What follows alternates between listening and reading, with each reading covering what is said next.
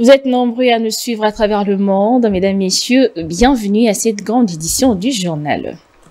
À la une de l'actualité, auditionné pour la première fois au parquet près la Cour de cassation sur l'affaire du présumé détournement de fonds destinés à la construction d'une prison à Kisangani, le ministre de la Justice et garde de Sceaux, Constant Moutamba, repart en homme libre. À la une également, interdiction aux journalistes et aux médias de diffuser et commenter ou de donner la parole aux responsables du PPRD. Le propos et activités de Joseph Kabila sont également interdits par le CESAC. Pour commencer, à l'occasion de la clôture de la campagne pour la candidature de la RDC au Conseil de sécurité des Nations Unies, le président de la République, Félix Antoine Tshisekedi Tshilombo, a prononcé un discours au cours duquel il a présenté la RDC comme pays solution aux différents défis auxquels le monde fait face. Reportage d'Héritier Chakou. Devant certains diplomates accrédités en République démocratique du Congo et de quelques membres du gouvernement congolais, le président Félix Antoine Tshisekedi a fait comprendre à la communauté internationale que la RDC s'engage au sein de l'ONU, non comme solliciteur, mais comme un partenaire porteur de solutions climatiques, énergétiques et sécurité collective. Nous venons devant la communauté internationale non pas comme des solliciteurs, mais comme des partenaires porteurs de solutions.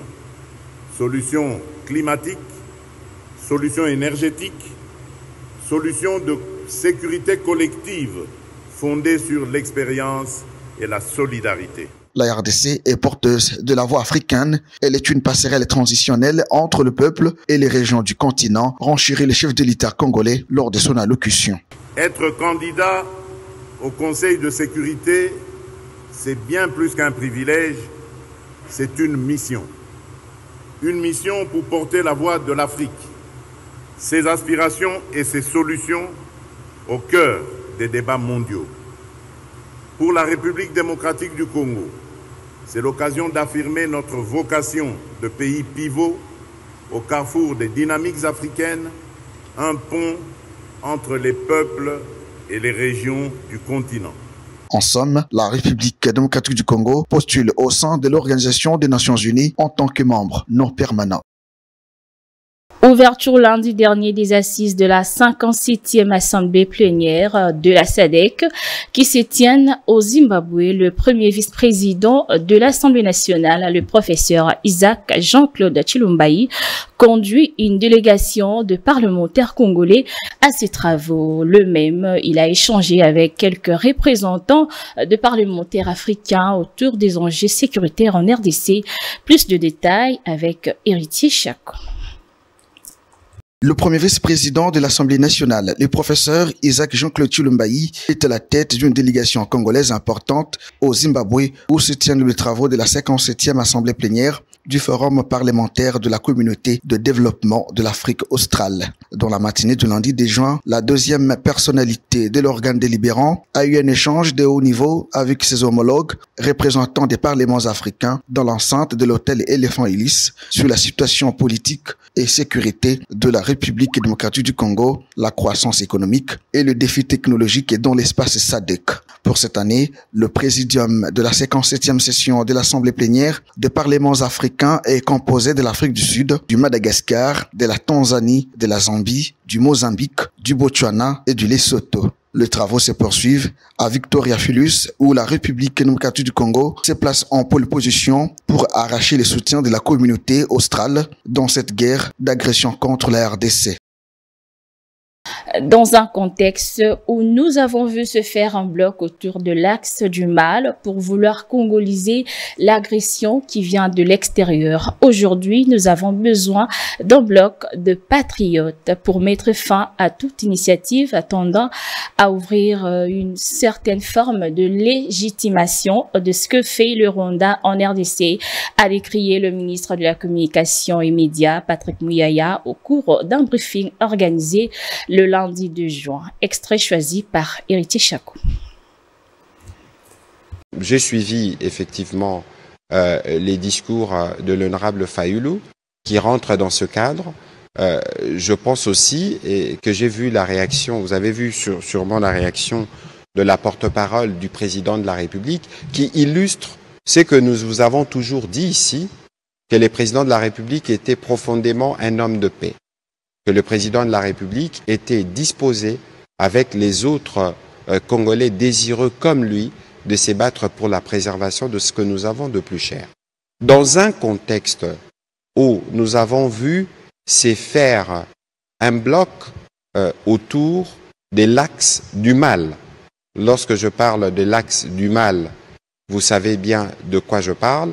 Et lorsque vous voyez cette tentative malsaine de vouloir congoliser l'agression qui vient pourtant de l'extérieur, aujourd'hui nous avons besoin, et j'espère que vous-même vous en ferez part, d'un bloc des patriotes qui vont mettre fin à toute initiative tendant à ouvrir à une quelconque forme de légitimation, entre guillemets, de ce que fait le Rwanda en RDC sous des fallacieux prétextes. Et donc, il faut considérer que, évidemment, il y aura des détails qui suivront sur comment cette disponibilité du président de la République sera traduite en action pour la rencontre avec le président de décider.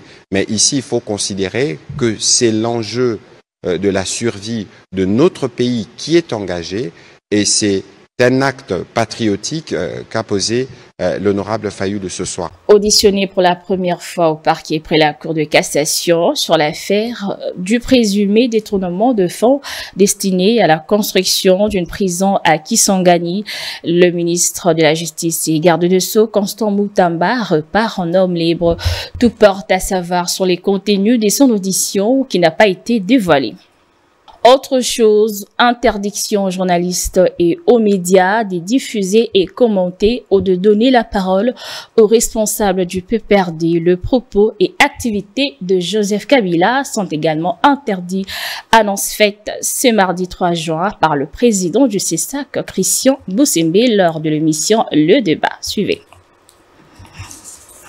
Bureau ya CESAC ezui mokano ya koyebisa na bandeko nyonso na bapanzi sango na bato nyonso ba réseaux sociaux que kobanda mokolo ya lelo epekisami na bapanzi sango tope na bakolo média balekisa tope ba commenter ba diffuser ba betali solo to ba solo la tope ba yamba bakambi ya PPRD wana na eloko na liboso. Deuxième eloko ezali ba pekisi ko solola tope ko relayer ba propos ba interview ba masolo activité nyonso ya moto kambaka mboka na biso na tango kala monsieur Kabila ba instruction eza na niveau wana. Donc eza décision moko toyebi ke eza monene eza grave yango moni ke na pona kina yepa na bino pour que to meka un peu ko solola na yango kotala po eza nesika mokote oyo to violer ba droit ya bato eza censure te mais eza nde ko pekisa que to komisa TV le quoi tribune ya ko permettre subversion et salima. Donc voilà moboko penza likambo to yango wana. Le journaliste Patrick Andingolo salue cette décision du président du CESAC. Selon lui, cette mesure s'inscrit dans le respect de la légalité républicaine et doit être perçue comme un rappel à l'ordre pour tous. On l'écoute. De prime abord, je tiens à remercier le président du CESAC, qui est M. Christian Boussembe, un digne fils du pays. Moi, je crois que cette décision, c'est une décision salutaire. Pourquoi nous sommes dans une république. Qui dit république dit aussi l'obéissance à ce qu'on appelle aux lois de la république. Comme on dit, dura lex, c'est lex. Donc la loi est dure, mais c'est la loi. Le président du Conseil supérieur de l'audiovisuel congolais ne fait que suivre ce qui a été annoncé par le gouvernement congolais par l'entremise du ministère de l'Intérieur, qui a d'ores et déjà interdit au parti de M. Joseph Kabila de pouvoir fonctionner encore une fois ici en République démocratique du Congo. Moi, je crois que cette décision fera en sorte que ceux qui sont des acteurs politiques puissent respecter d'abord la mère patrie. Parce que la République, avant tout, et les intérêts après. Qui dit liberté de la presse ne veut pas dire liberté de dire ou de faire n'importe quoi. Lorsque vous parlez de la liberté de la presse, est-ce que vous pouvez permettre à ces journalistes qui viennent relayer des informations, des gens prennent les armes contre la République? Non, madame, nous sommes dans une République. Dit la République, dit, comme je l'ai dit tantôt, le respect des institutions établies. Changeant du chapitre, le discours du président de l'ECD, Martin Fayulu, continue de retenir l'attention de Congolais. C'est le cas de Louis Palang. Selon lui, ce message marque une prise de conscience importante pour protéger les intérêts du peuple. On l'écoute. Nous, en tant que patriotes congolais, tous ceux qui abandonnent la voie qui privilégient les intérêts du Rwanda au Congo sont les bienvenus quand ils traversent et qu'ils partent du camp de l'ennemi pour rejoindre le camp de la patrie. Donc je crois que la prise de position d'hier par M. Fayulu est une prise de conscience du camp de la patrie, de préserver les intérêts légitimes du Congo. Il n'est pas dit que pour être opposant, il faut prendre les armes. Ou quand on est opposant, on ne peut pas se rencontrer entre les fils du Congo pour parler des questions qui intéressent l'avenir et la souveraineté de son pays. Moi, je crois que c'est une très bonne chose lorsque des dignes fils de ce pays, que moi j'appelle ceux du camp de la patrie, se mettent ensemble pour réfléchir sur le problème du Congo et surtout sur le problème sécuritaire de l'Est. Parce que 30 ans après, c'est quand même trop. Il faut y mettre fin. Et je suis même sûr, je suis même certain que ceux qui sont restés de l'autre côté, il y en a beaucoup qui d'un moment à l'autre, vont rejoindre le camp de la patrie. Toujours dans le même chapitre, le coordonnateur de la fondation JOCA, le maître Hervé Chibangu, considère le discours de Martin Fayulu d'un appel à l'unité nationale face à la crise sécuritaire que caractérise actuellement le pays. Suivez sa réaction au micro de Ali Biaï. Le président Martin Fayulu a répondu positivement car il a compris qu'il faut Kolinga Ekolo. Kolinga Ekolo, c'est-à-dire n'est pas être un acteur de la destruction du pays, de la balkanisation et des antivaleurs.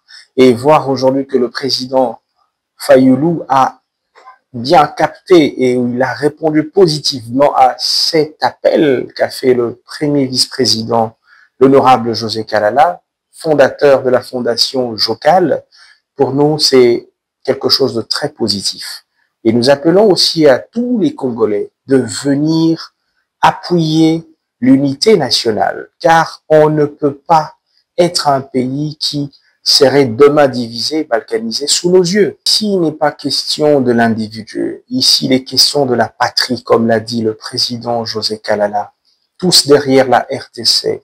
Ce pays, ces grands peuples qui a lutté contre toute forme de tentative de balkanisation. Et ça ne sera pas aujourd'hui que cette opération réussira. Et surtout pas dans notre génération. Qu'allons-nous dire? Nous dirons que nos pères nous ont légué un pays divisé. Mais non.